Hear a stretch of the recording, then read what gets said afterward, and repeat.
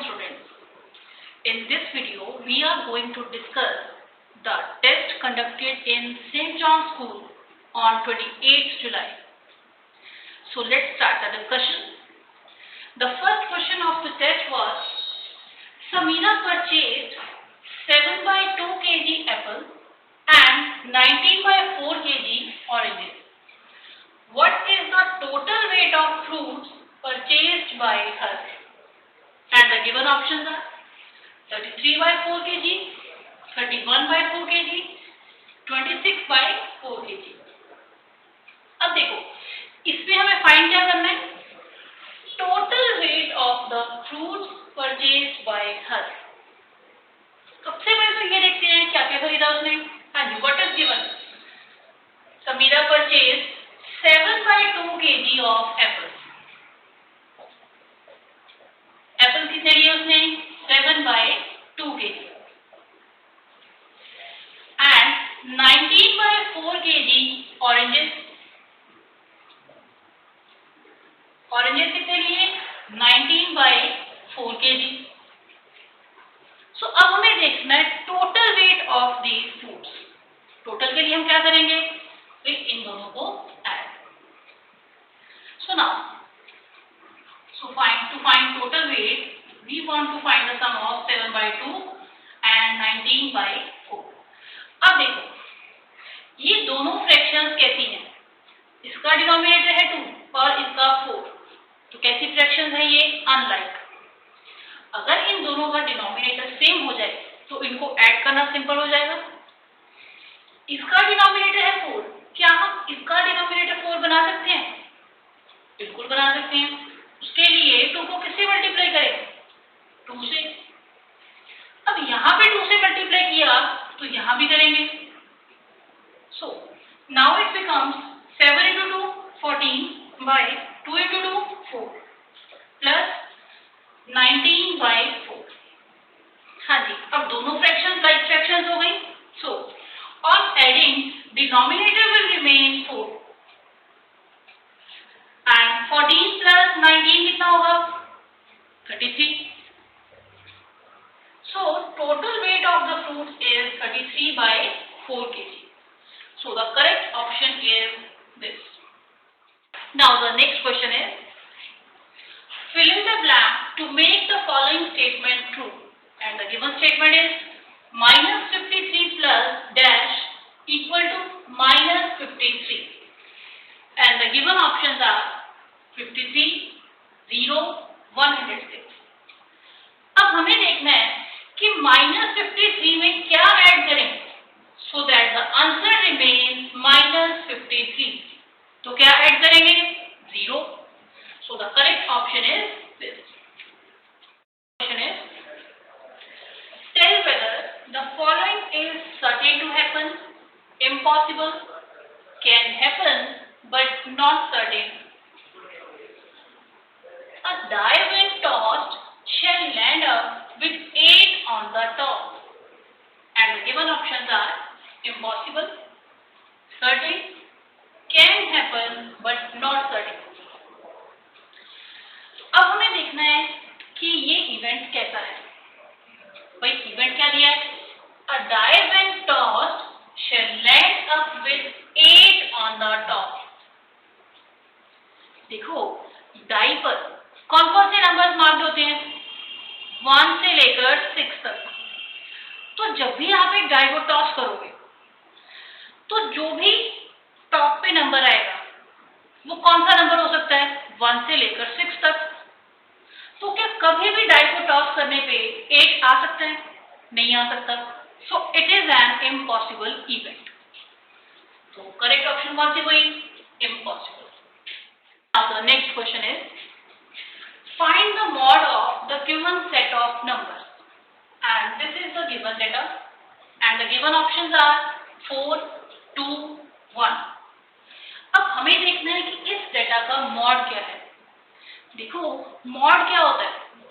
The most frequently occurring observation. तो अब अगर हम इस डेटा को ध्यान से देखें, यहाँ पर सबसे ज्यादा बारी कौन सी ऑब्जर्वेशन रिपीट हो रही है? हाँ जी, कौन सी रिपीट हो रही है? 2. So mod of the given data is 2. So the correct option is this. Question is, a certain freezing process requires that room temperature be lowered from 40 degrees Celsius at the rate of 5 degrees Celsius every hour. What will be the room temperature 10 hours after the process begins? And the given options are -15, 10, -10. अब इस question में हमें find क्या करना है? What will be the room temperature 10 hours after the process begins? 10 hours के बाद temperature कितना होगा? भाई गिवन क्या है क्वेश्चन में? A certain freezing process requires that room temperature be lowered from 40 degree Celsius. भी स्टार्ट कहाँ से करना है? 40 डिग्री सेल्सियस से स्टार्ट करना है. Then lowered from 40 degree Celsius at the rate of 5 degree Celsius every hour. और हर एक 1 आवर में टेम्परेचर क्या होना चाहिए? डिक्रीज. कितना? 5 डिग्री सेल्सियस. क्योंकि डिक्रीज हो रहा है तो इसको हम रिप्रेजेंट कर लेते हैं बाय नेगेटिव इंटीजर. राइट. तो अब हमें देखना है कि 10 आवर्स के बाद टेम्परेचर कितना होगा. सबसे पहले तो ये देखते हैं कि इन 10 आवर्स में चेंज इन टेम्परेचर कितना होगा. देखो एवरी 1 आवर जो टेम्परेचर है वो कम हो जाता है बाय 5 डिग्री सेल्सियस. तो इन 10 आवर्स में कितना डिक्रीज होगा टेम्परेचर? भाई 1 आवर में होगा -5 डिग्री सेल्सियस. तो 10 आवर्स में कितना होगा?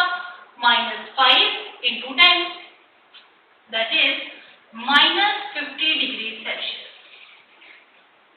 अब हमें तो ये देखना है कि 10 आवर्स के बाद टेम्परेचर होगा कितना. भाई कहाँ से स्टार्ट किया था हमने? 40 डिग्री सेल्सियस से.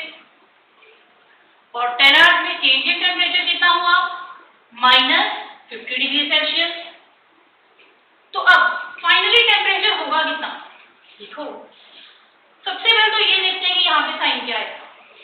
साइन किसका आएगा? ग्रेटर वन का. 40 और 50 में से ग्रेटर है 50 और उसके आगे साइन है negative. So answer will be negative.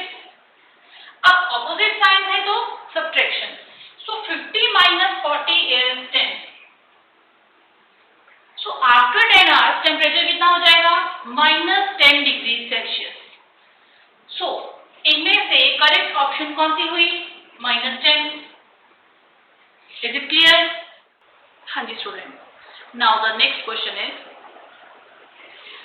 the temperature at 12 noon was 10 degrees Celsius above zero. If it decreases at the rate of 2 degrees Celsius per hour until midnight, at what time would the temperature be 8 degrees Celsius below zero? And the given options are 9 p.m., 8 p.m., 7 p.m. अब देखो इस question में हमें given क्या है. भाई 12 नून पे temperature कितना है? 10 degree Celsius above zero.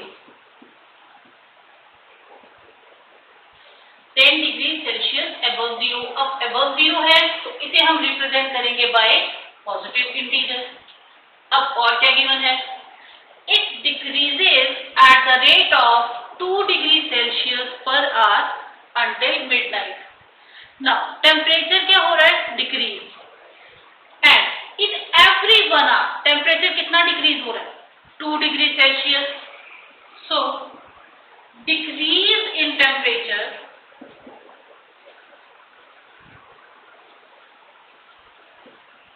In every 1 hour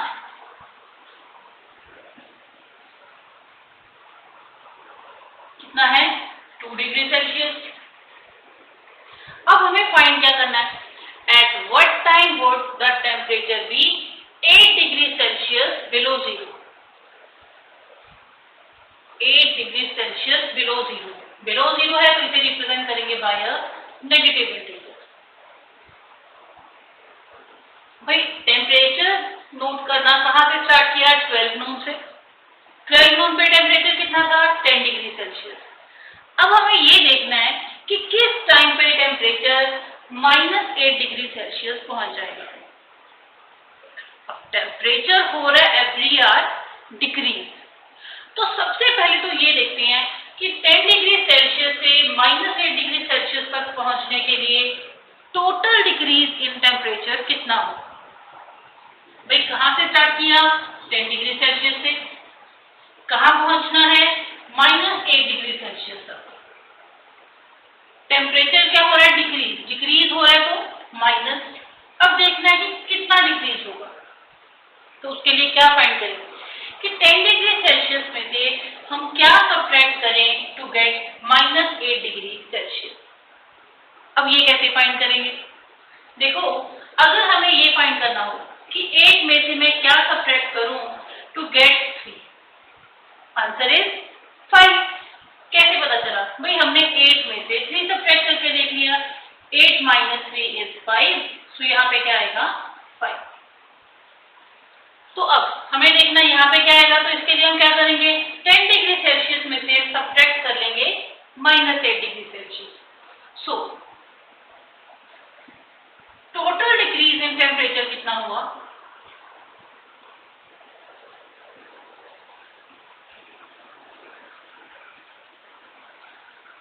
degree Celsius -8 degree Celsius.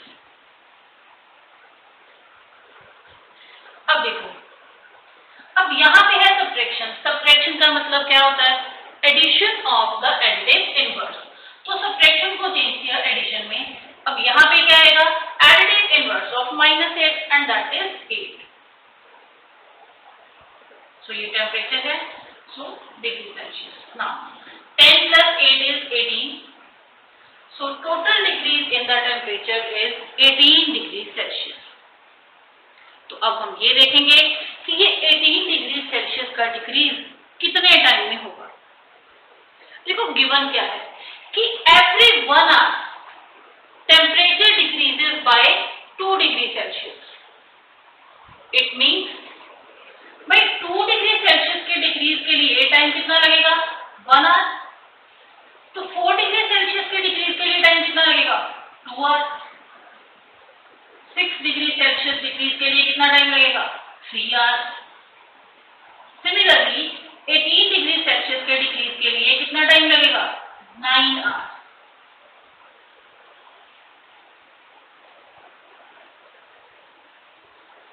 तो अब हमें ये देखना है कि आफ्टर 9 आवर्स टाइम कितना होगा। वे कहां से स्टार्ट किया था हमने, 12 noon से। So what will be the time 9 hours after 12 noon? It will be 9 p.m. So the correct option is this. Now the next question is find the following product. अब हमें इनका प्रोडक्ट फाइंड करना है and the given options are 1620, 180, -1620। हाँ जी, हमें इन integers का प्रोडक्ट फाइंड करना है, -18 इंटू -10 इंटू 9। देखो सबसे पहले तो हम ये देखेंगे कि इस प्रोडक्ट का साइन क्या होगा। अब यहाँ पर ये दो इंटीजर्स कैसे हैं, नेगेटिव इंटीजर्स। तो जब भी हम दो नेगेटिव इंटीजर्स को मल्टीप्लाई करेंगे तो उनके प्रोडक्ट का साइन क्या होगा, पॉजिटिव। नाउ अब एक पॉजिटिव इंटीजर को पॉजिटिव से मल्टीप्लाई करेंगे तो प्रोडक्ट का साइन पॉजिटिव। तो यहां जो भी प्रोडक्ट आएगा उसका साइन है पॉजिटिव। अब देखते हैं प्रोडक्ट क्या है। हाँ जी, 18 इंटू 9 कितना हुआ, 162। 162 इंटू 10 1620। पॉजिटिव है तो हम यहाँ पे कोई साइन नहीं लगाएंगे। सो the correct option is this. Next question is, in the quiz, team A scored -40, 10 and 0 and team B scored 10, 0, -40. In 3 successive rounds, which team scored more? And the given options are A, B, both are same.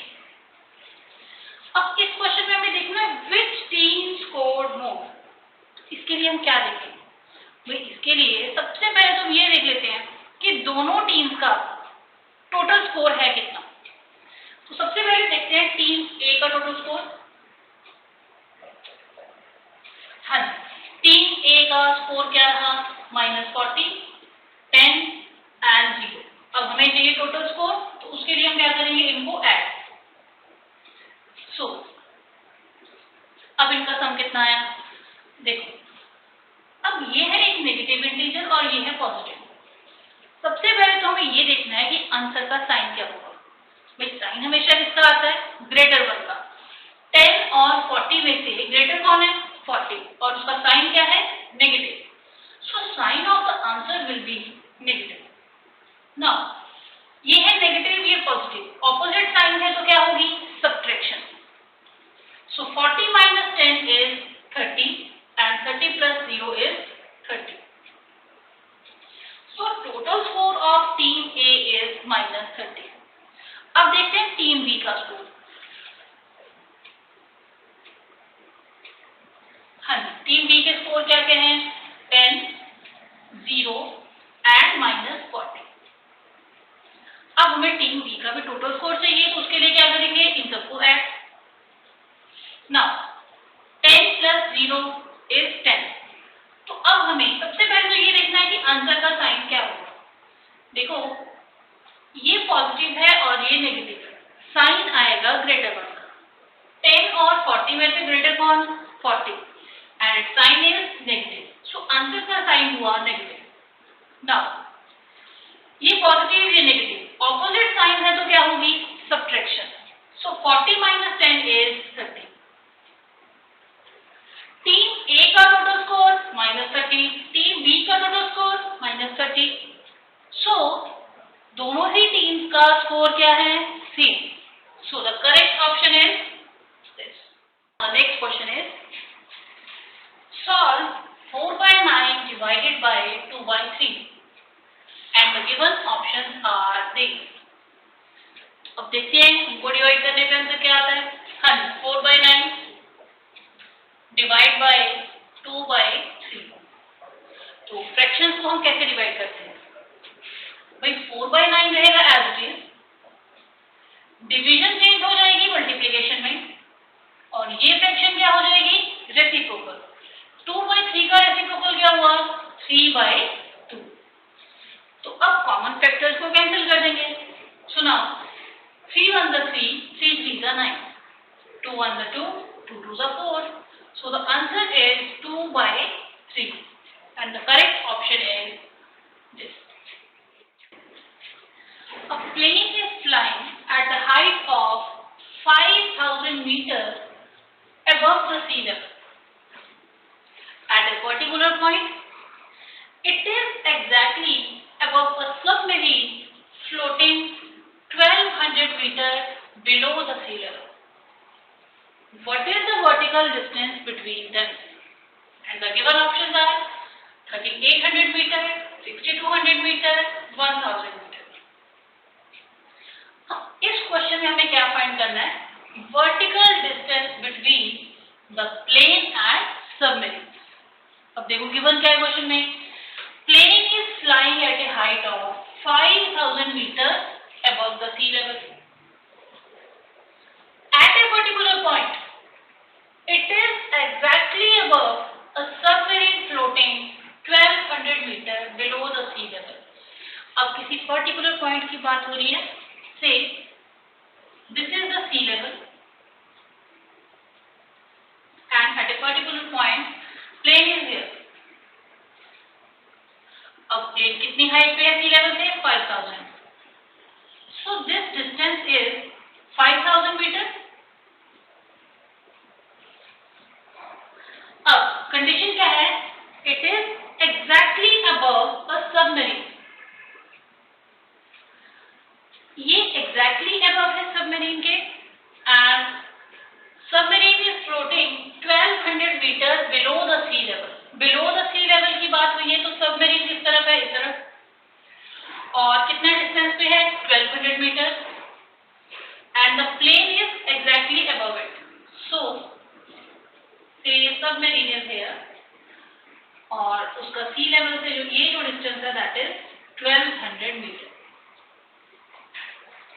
So now we want to find the vertical distance between them. अब हमें इन दोनों का vertical distance चाहिए। तो भाई इन दोनों के बीच में वर्टिकल डिस्टेंस कौन सा हुआ? ये सारा डिस्टेंस, राइट। अब इसमें से ये डिस्टेंस कितना है? 5000 मीटर और ये डिस्टेंस कितना है? 1200 मीटर। तो ये टोटल डिस्टेंस कितना हो गया? 5000 plus 1200 that is 6200 meter. So the correct option is this. Sally plants 4 saplings in a row in her garden. The distance between 2 adjacent saplings is 3 by 4 meters. Find the distance between the first and the last sapling. And the given options are 3 meters, 11 by 4 meters, 9 by 4 meters. So, अब हमें इसमें क्या find करना है? Distance between first and the last sibling. Question में given क्या है? She plant 4 saplings in a row. 4 saplings लगाए उसने एक ही रो में, ऐसे। So the distance between 2 adjacent saplings is 3 by 4 meter. भाई दो एडजेसेंट सैपलिंग्स के बीच का डिस्टेंस दिया हुआ है। मींस अगर हम बात करें इन दोनों की, ये दोनों एडजेसेंट सैपलिंग्स है, तो इनके बीच का ये डिस्टेंस कितना है? 3 by 4 मीटर। सिमिलरली ये दोनों सैपलिंग्स भी एडजेसेंट है, तो इन दोनों के बीच का डिस्टेंस 3 by 4 मीटर। सिमिलरली ये दोनों भी क्या है? एडजेसेंट सैपलिंग्स, तो इन दोनों के बीच का डिस्टेंस भी कितना है? 3 by 4 मीटर। अब हमें फाइंड करना है distance between the first and the last. Means इन दोनों के बीच का डिस्टेंस हमें चाहिए। तो इन दोनों के बीच में टोटल डिस्टेंस कितना है? ये सारा डिस्टेंस, मींस ये डिस्टेंस प्लस ये that is 3 by 4 plus 3 by 4 plus 3 by 4। Now अब 3 by 4 को आप 3 टाइम्स ऐड करो या फिर 3 से मल्टीप्लाई कर दो, both are the same thing. So this is equal to 3 into 3 by 4। So this is equal to 9 by 4। तो डिस्टेंस कितना हुआ फर्स्ट और लास्ट सैपलिंग के बीच में? 9 by 4 meter. So the correct option is this. Next question is solve 3 by 5 plus 2 by 7 and these are the given options. So let's find their sum. 3 by 5 plus 2 by 7, इन दोनों को add करना है। देखो दोनों fractions कैसी हैं? इसका denominator 5 है और इसका 7, so these are unlike fraction. तो इनको ऐड करने के लिए क्या करें? एलसीएम ले लेते हैं डिनोमिनेटर का। अब 5 और 7 का एलसीएम क्या होगा? देखो 5 और 7 में कॉमन फैक्टर क्या है? Only 1. So these are co-prime numbers और co-prime numbers का LCM क्या होता है? Product of that number। Means इनका LCM हुआ product of 5 and 7। So 5 into 7 is 35। अब यहाँ पे क्या आएगा? भाई यहाँ पे 35, इसको 35 बनाने के लिए किससे मल्टीप्लाई करेंगे? 7 से। यहाँ 7 से किया तो यहाँ पे किससे मल्टीप्लाई करना है? 7 से। 3 into 7 is 21 प्लस, अब डिनोमिनेटर चाहिए 35, तो 7 को किससे मल्टीप्लाई करेंगे टू गेट 35? 5 से। इसको 5 से किया तो इसको भी किससे करना है? 5 से। सो 2 into 5 is 10। So the denominator will remain 35. 21 plus 10 is 31. So the correct option is 31 by 35. Find the median of the data, and the given data is this, and the options are 12, 14, 16. देखो data का median find करने के लिए सबसे पहला step क्या है? हम डेटा को अरेंज करते हैं इन अ पर्टिकुलर ऑर्डर, चाहे असेंडिंग ऑर्डर हो या फिर डिसेंडिंग ऑर्डर। फिर उसमें से हम देखते हैं मीडियन होता क्या है, middle most value of the data. So let's see, तो सबसे पहले हम इस डेटा को एक ऑर्डर में अरेंज कर लेते हैं। Let's arrange the given data in ascending order. तो असेंडिंग ऑर्डर में करना तो सबसे पहले क्या आएगा, स्मॉलेस्ट, फिर उससे ग्रेटर, देन ग्रेटेस्ट। हाँ जी, अब इसमें स्मॉलेस्ट क्या है, 12। हाँ जी, 12 यहाँ पे भी है। 12 के बाद नेक्स्ट क्या है, 13। हाँ जी, और 13 कहाँ पे है, यहाँ। 13 के बाद नेक्स्ट 14, 1, 2 एंड 3। 14 के बाद नेक्स्ट है 16, 16 के बाद नेक्स्ट 19। तो अब हमने डेटा को असेंडिंग ऑर्डर में अरेंज कर दिया। क्या फाइंड करना हमें, मीडियन। तो अब हम क्या देखेंगे, middle most value of this data. भाई कितनी ऑब्जर्वेशन है ये, 1 2 3 4 5 6 7 8 9, 9 ऑब्जर्वेशन है। मीन 4 एक तरफ होंगी, 4 एक तरफ। सो this is the middle most observation. So median of the data is 14। Correct option is this. Now, the next question is, a coin is flipped to decide which team starts the game. What is the probability that your team will start? And the given options are 1/2, 1, 2/3. Now see, question में given क्या है? A coin is flipped to decide which team starts the game. भाई coin flip करके decide कर रहे हैं कौन सी team start करे। मीन्स देयर आर 2 टीम्स, एक तरफ आप हो और एक आपकी अपोजिशन टीम है, राइट। सो अब हमें फाइंड क्या करना है, what is the probability that your team will start. आपकी टीम के स्टार्ट करने की प्रोबेबिलिटी क्या होगी। देखो, प्रोबेबिलिटी ऑफ एन इवेंट हम कैसे फाइंड करते हैं, number of favourable outcomes over total possible outcomes. जब कॉइन को फ्लिप किया तो टोटल आउटकम कितनी होगी। देखो, जब कॉइन फ्लिप करेंगे या तो हेड आएगा या फिर टेल आएगा। So total possible outcomes are 2। अब इसमें से एक फेस आप चूज करोगे और दूसरा आपकी अपोजिशन टीम चूज करेगी। तो इन दोनों में से आपकी फेवरेबल आउटकम कितनी हुई, only 1। So number of favourable outcomes are 1। Therefore, probability that your team will start is 1/2. So the correct answer is 1/2.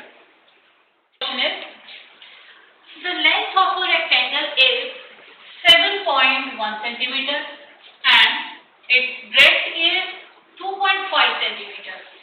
What is the area of the rectangle?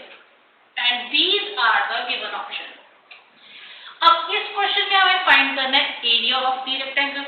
हाँ जी, सो एरिया ऑफ रेक्टेंगल कैसे find करते हैं, भाई क्या formula होता है area of rectangle का, length into breadth.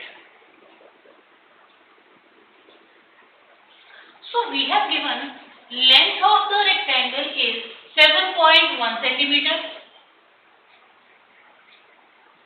Into breadth कितनी है, 2.5 सेंटीमीटर। तो अब हमें एरिया चाहिए, तो हमें इन दो डेसिमल नंबर्स को मल्टीप्लाई करना है। इनको कैसे मल्टीप्लाई करेंगे, सबसे पहले तो हम 71 और 25 को मल्टीप्लाई कर लेंगे। Means we will multiply these as whole number. So 71 into 25 कितना आया, 1775। अब देखने डेसिमल कहाँ पे लगाएं। देखो, यहाँ पे आफ्टर डेसिमल कितने डिजिट्स हैं, 1। यहाँ पे आफ्टर डेसिमल कितने डिजिट्स हैं, 1। सो 1 + 1 2।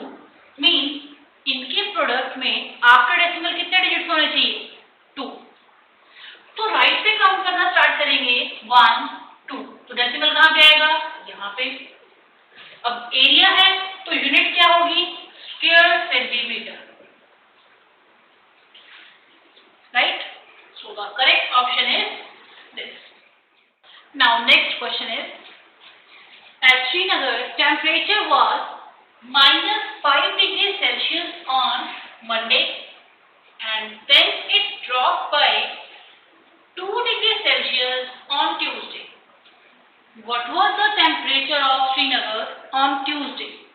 And the given options are 3 degrees, 7 degrees, -7 degrees.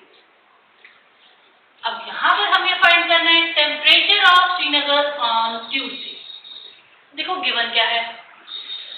Eight Srinagar temperature was -5 degree Celsius on Monday. वही मंडे को कितना था temperature? -5 degree Celsius. And then it drop by 2 degree Celsius on Tuesday. फिर temperature क्या हुआ? Drop. Means temperature क्या हुआ? कम हुआ तो हम क्या करेंगे? सबट्रैक्ट. कितना कम हुआ? 2 डिग्री सेल्सियस. सो अब हमें देखना है कि टेम्परेचर ऑन ट्यूसडे कितना था, तो उसके लिए इसको सॉल्व करेंगे. हाँ जी. अब दोनों के ही नेगेटिव साइन है, तो जब इनको सॉल्व करेंगे आंसर का साइन क्या आएगा? नेगेटिव. अब सेम साइन है तो क्या होगी? Addition. So 5 + 2 is 7. So on Tuesday the temperature was -7 degrees Celsius. So the correct option is -7 degrees. Next question is, in a class of 40 students, 1/5 of the total number of students like to study English. 2/5 of the total number like to study mathematics and the remaining students like to study science. How many students like to study English? And the given options are 16, 8, 25. तो यहाँ पर हमें क्या find करना है? How many students like to study English? अब question में हमें गिवन क्या है? Class of 40 students. Means class में टोटल स्टूडेंट कितने हैं? 40. और इंग्लिश से रिलेटेड क्या इंफॉर्मेशन गिवन है? 1/5 of the total number of students like to study English. So English कितने स्टूडेंट्स लाइक करते हैं? 1/5 of the total number. 1/5 of total number. भाई टोटल कितना है? 40. So 1/5 of 40. अब ऑफ का मतलब क्या होता है? Multiplication. So this is equal to 1/5 into 40. So 5 1 5, 5 is the 40. So how many students like to read English? Like to study English? That is 8. So the correct option is this. हाँ जी. Now the next question is, each side of a regular polygon is 2.5 centimeter in length. The perimeter of the polygon is 12.5 centimeter. How many sides does the polygon have? And the given options are 5, 7, 6. अब देखो इस question में हमें given क्या है? Each side of a regular polygon is 2.5 centimeter in length. हमें एक regular polygon की हर एक साइड की लेंथ गिवन है. वही हर एक साइड की लेंथ कितनी है? 2.5 सेंटीमीटर. अब देखो यहाँ पर एक वर्ड यूज हुआ है, रेगुलर पॉलीगन. रेगुलर पॉलीगन क्या होता है? The polygon whose all sides are equal and all angles are equal. So, अब और क्या गिवन है? The perimeter of the polygon is 12.5 centimeter. Polygon का पेरीमीटर भी हमें गिवन है. It is 12.5 centimeter. Now how many sides does the polygon है, हमें फाइंड करनी है number of sides of the polygon.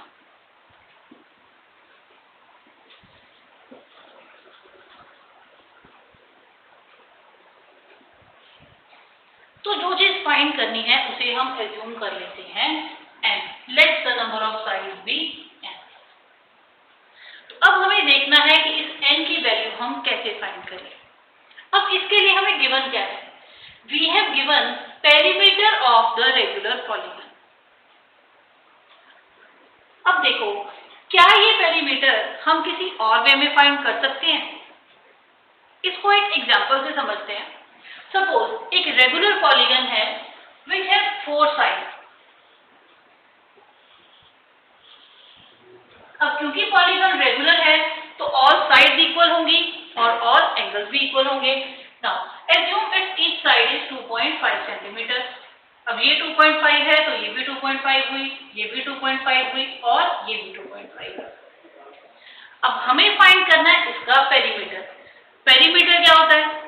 Total length of the boundary. अब इसमें बाउंड्री कहाँ पे है?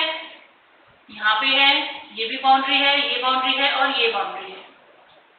सो हमें चाहिए ये टोटल लेंथ, मीन्स ये डिस्टेंस प्लस ये डिस्टेंस प्लस ये डिस्टेंस प्लस ये डिस्टेंस। तो इसका पेरीमीटर कितना हुआ भाई? 2.5 प्लस 2.5 प्लस 2.5 प्लस 2.5। अब ये 2.5 हमने कितनी बार ऐड किया? 4 टाइम्स। भाई 2.5 को हम 4 टाइम्स ऐड करें या फिर 4 से मल्टीप्लाई करें, both are the same thing. So it can be written as 2.5 into 4, right. अब इस रेगुलर पॉलीगन की तो 4 साइड्स थी, तो इसका पेरीमीटर कितना आया? 2.5 into 4। अगर एक रेगुलर पॉलीगन हो जिसकी साइड्स हो 5, तो उसका पेरीमीटर क्या आएगा? भाई 2.5 कितनी बार ऐड करेंगे? 5 टाइम्स। तो उनको हम 5 टाइम्स ऐड करें या फिर 5 से मल्टीप्लाई कर दें, तो उसका पेरीमीटर क्या आएगा? 2.5 into 5। सपोज एक रेगुलर पॉलीगन है जिसके 6 साइड्स हैं, तो उसका पेरीमीटर क्या होगा? 2.5 into 6। अब ये 4, 5, 6 ये है क्या? Number of sides of the polygon. अब हमें जिस पॉलीगन का पेरीमीटर फाइंड करना है उसकी नंबर ऑफ साइड्स कितनी है? n। तो उसका पेरीमीटर कितना हुआ? हर एक साइड की लेंथ है 2.5, तो पेरीमीटर कितना हो गया? 2.5 into n। But perimeter of this polygon is given, that is 12.5। So it means 2.5 into n किसके इक्वल होगा? 12.5 के। तो अब यहां से हम फाइंड करेंगे वैल्यू ऑफ n। भाई n की वैल्यू फाइंड करनी है तो n तो हम इसी तरफ रखेंगे, ये 2.5 हमें नहीं चाहिए तो इसको हम शिफ्ट कर देंगे to the right hand side. अब यहाँ पे हो रही है मल्टीप्लाई, इधर जाएगा तो क्या होगा? Divide. So n is equal to 12.5 divide by 2.5। On solving you will get n is equal to 5. So number of sides of this polygon is 5. So the correct option is this. Is evaluate this expression and these are the given options. अब हमें इस expression को evaluate करना है। भाई देखो, जब भी हम किसी एक्सप्रेशन को इवेलुएट करते हैं सबसे पहले क्या सॉल्व करते हैं? ब्रैकेट। तो सबसे पहले तो हम इसको सॉल्व करेंगे। So given expression is -30 plus -1। तो सबसे पहले हमें इस ब्रैकेट को सॉल्व करना है, तो इसको एज इट इज लिखा -31 डिवाइडेड बाय 100। अब देखते हैं यहाँ पे क्या आएगा। देखो यहाँ पे दो नेगेटिव इंटीजर्स ऐड हो रहे हैं। जब दो नेगेटिव इंटीजर्स को ऐड करेंगे तो जो आंसर आएगा उसका साइन क्या होगा? Negative. So now 30 plus 1 is 31। अब हमें इन दोनों को करना है डिवाइड।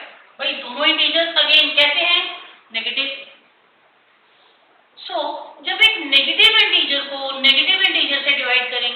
आंसर का साइन क्या होगा? पॉजिटिव। सो 31 को 31 से डिवाइड किया, we get 1. So the correct option is 1. The next question is, the score in a mathematics test out of 25 of 15 students is as follows. These are the given scores. Are the mode and the median of this data same? And the given options are no, yes. तो अब हमें देखना है कि इस given data का median and mod same है कि नहीं। तो उसके लिए हम देख लेते हैं कि इस डेटा का मॉड और मीडियन है क्या। हाँ जी, सबसे पहले तो हम इस डेटा को एक पर्टिकुलर ऑर्डर में अरेंज कर लेते हैं, चाहे असेंडिंग ऑर्डर में कर दो चाहे descending. So let's arrange the given data in ascending order. अब यहाँ पर स्मॉलेस्ट ऑब्जर्वेशन कौन सी है? 5। तो सबसे पहले क्या आएगी? स्मॉलेस्ट, फिर उससे ग्रेटर और एंड में हमें चाहिए ग्रेटेस्ट। तो सबसे पहले आया 5। हाँ जी, 5 के बाद नेक्स्ट कौन सी आएगी? 9। 9 के बाद नेक्स्ट 10। 10 के बाद नेक्स्ट 12।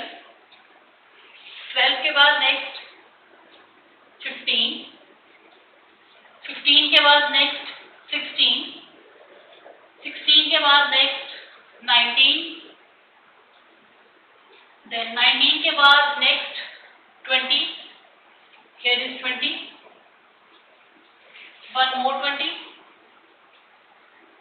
Then 20. Again 20. हाँ जी, उसके बाद 20 के बाद नेक्स्ट कौन सी आएगी? 23। Then 24 and then 25. There is one more 25 here. So 1, 2, 3, 4, 5, 6, 7, 8, 9, 10, 11, 12, 13, 14, 15. So we have arranged score of 15 students in ascending order.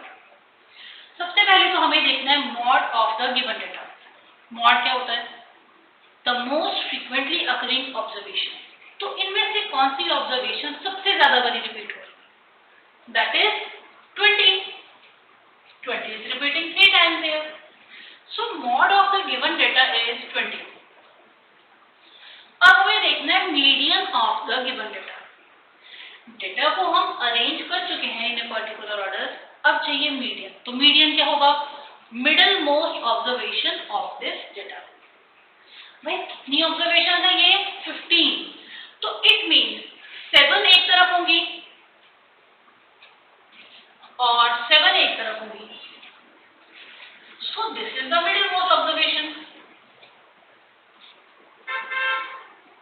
It means median of the data is also 20. तो mean और mod क्या है? सॉरी, मॉड एंड मीडियन क्या है? Same. So answer is yes. Replace the blank with an integer to make it a true statement, and the given statement is -3 into dash is equal to 27, and these are the given options. तो अब हमें देखना है कि इस blank की जगह पे क्या आ सकता है। Given statement is -3 into dash is equal to 27. इन दो इंटीजर्स का प्रोडक्ट 27 है। अब उनमें से एक तो -3 है। अब देखना है कि यहाँ पे क्या आएगा। देखो, सबसे पहले तो हम ये देखेंगे कि यहाँ पे जो नंबर है उसका साइन क्या है।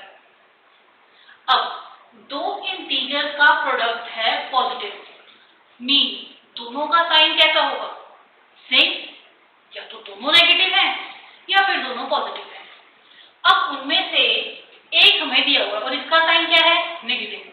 तो इट मीन जो यहाँ पे आएगा उसका साइन भी क्या होगा? नेगेटिव। अब हमें देखना है 3 को किससे मल्टीप्लाई करें टू गेट 27। Answer is 9। तो यहाँ पे क्या आया? -9। सो the correct option is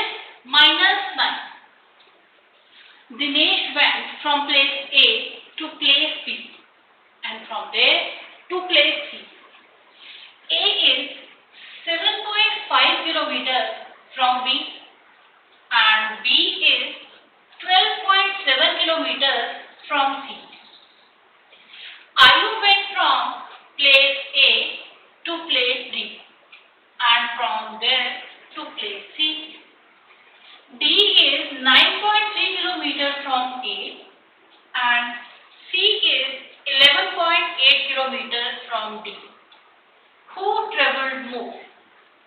And the given options are Dinesh, Ayub, both traveled the same distance. अब यहाँ पर दो पर्सन की बात हो रही है, दिनेश एंड आयुब, और हमें देखना है हु ट्रेवल्ड मोर। तो इस सिचुएशन को एक डायग्राम की हेल्प से समझते हैं। देखो हमें क्वेश्चन में गिवन क्या है, Dinesh went from place A to place B. Say this is place A and this is place B.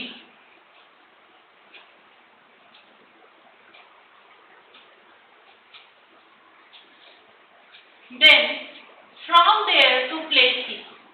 अब दिनेश पहले A से B की तरफ जाता है, फिर B से जाता है C पे। से here is C.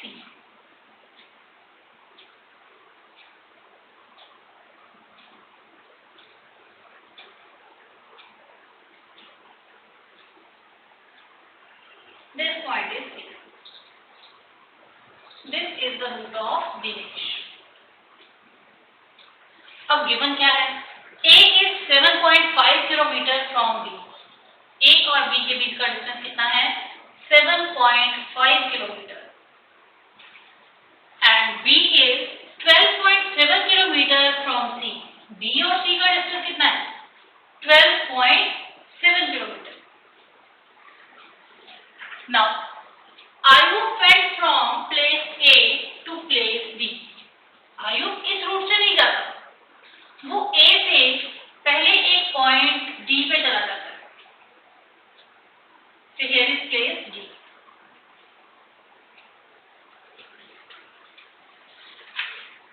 And from there to place C. फिर यहाँ से जाता है वो C पे। This is the route of Ayub. Now D is 9.3 kilometers from A. Means in दोनों के बीच का डिस्टेंस कितना है, 9.3 kilometre and C is 11.8 kilometre from D और इन दोनों के बीच का डिस्टेंस कितना है, 11.8 किलोमीटर। तो अब हमें देखना है हु ट्रेवल्ड मोर, किसने ज्यादा ट्रेवल किया, कैसे फाइंड करें। इसके लिए हम ये देखते हैं कि दोनों ने टोटल डिस्टेंस कितना कवर किया। भाई सबसे पहले बात करते हैं दिनेश की, distance covered by Dinesh. Dinesh ने टोटल डिस्टेंस कितना कवर किया, भाई पहले वो A से B पे गया, मींस उसने 7.5 किलोमीटर कवर किए, प्लस फिर यहाँ से वो पहुंचा C पे और यहाँ से यहाँ तक कितना डिस्टेंस कवर किया, 12.7। तो उसने टोटल डिस्टेंस कितना कवर किया, 20.2 किलोमीटर, राइट। अब बात करते हैं आयुब की। अब देखते हैं आयुब ने टोटल डिस्टेंस कितना कवर किया। आयुब पहले A से D पे जाता है, तो पहले कितना डिस्टेंस कवर किया उसने, 9.3 किलोमीटर प्लस फिर यहां से गया C पे, तो यहां से यहां तक का कितना डिस्टेंस कवर किया, 11.8। तो 9.3 प्लस 11.8 कितना हुआ, 21.1, राइट। सो 21.1 किलोमीटर। तो दोनों में से किसने ज्यादा डिस्टेंस कवर किया, आयुब ने। सो the correct option is this. Is it clear? In the quiz, positive marks are given for correct answers and negative marks are given for incorrect answers. If Jack's scores in 5 successive rounds were given, what was his total at the end? Options are given. तो अब हमें Z का total score बताना है at the end. Total score बताना है और हमें गिवन क्या है, उसके स्कोर दिए हुए हैं इन 5 सक्सेसिव राउंड्स। हाँ जी, क्या क्या स्कोर आए उसके, 25, -5, -10, 15 एंड 10। अब हमें देखना है टोटल स्कोर, तो उसके लिए हम इन सबको क्या करेंगे, ऐड। अब ऐड कैसे करना है, सबसे पहले सेम साइन वाले इंटीजर्स को ऐड करेंगे। भाई अगर आप ध्यान से देखो ये सभी क्या है, पॉजिटिव, तो सबसे पहले इनको ऐड कर लेते हैं। हाँ जी, 25 में ऐड किए 15, बोलो कितना आया, 40, 40 प्लस 10 कितना हुआ, 50 प्लस। नाउ अब इन दोनों को ऐड करना है, दोनों पे सेम साइन है, भाई दोनों नेगेटिव इंटीजर्स हैं, तो नेगेटिव इंटीजर्स को ऐड करेंगे तो आंसर का साइन क्या होगा, नेगेटिव। अब 5 प्लस 10 कितना हुआ, 15। अब इनको ऐड करेंगे, सबसे पहले देखेंगे आंसर का साइन, साइन किसका आएगा, ग्रेटर वन का, और दोनों में से ग्रेटर कौन है, 50, और 50 के आगे साइन है positive, so answer will be positive. अब ऑपोजिट साइन है तो क्या होगी, सब्ट्रैक्शन, सो 50 माइनस 15 कितना हुआ, भाई 50 में से 5 माइनस किए कितना बचा, 45, 45 में से 10 और माइनस कर दो, 35, so the final score is 35। So the correct option is this. The height of 10 girls are measured in centimeters and the results are as follows. What is the range of the data? And these options are given. अब हमें इस data की range find करनी है। Range of the data क्या होती है, difference of the highest observation and the lowest observation. तो सबसे पहले देखते हैं इस गिवन डेटा की हाईएस्ट ऑब्जर्वेशन कौन सी है। भाई ध्यान से ऑब्जर्व करो और बताओ कि हाईएस्ट ऑब्जर्वेशन कौन सी है इस डेटा की। हाँ जी, आंसर इज 151। अब बताओ इस डेटा की लोएस्ट ऑब्जर्वेशन कौन सी है, ध्यान से देखो और नोट करो। Now the lowest observation is 128.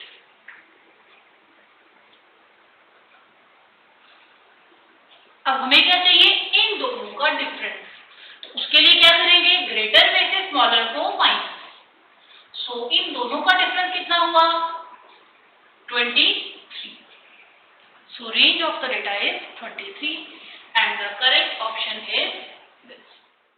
Now next question is, a batsman scored the following number of runs in 6 innings and the data is given.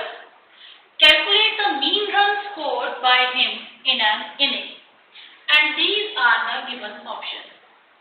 तो अब इस क्वेश्चन में हमें गिवन डेटा का मीन फाइंड करना है। भाई मीन कैसे फाइंड करते हैं, sum of the observations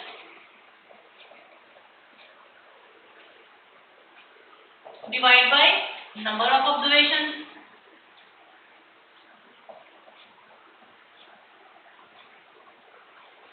So, सबसे पहले तो हमें इन सभी ऑब्जर्वेशंस का सम चाहिए, that is 36 plus 35 plus 50 plus 46 plus 60 plus 55। Now number of observations कितनी है, ये है 6 इनिंग्स के run, so number of observations are 6। So on adding all these, you will get 282 divided by 6. So on dividing, we will get 47. So the mean runs scored by him are 47. So the correct option is this. So this was the discussion of this test. I hope you enjoyed the discussion. If you like this video, you can share it with your family and friends. Students, आपको video पसंद आई तो आपके जो भी classmates हैं, friends हैं, उनके साथ वीडियो शेयर कीजिए, सो दैट सभी को टेस्ट डिस्कशन का बेनिफिट मिले।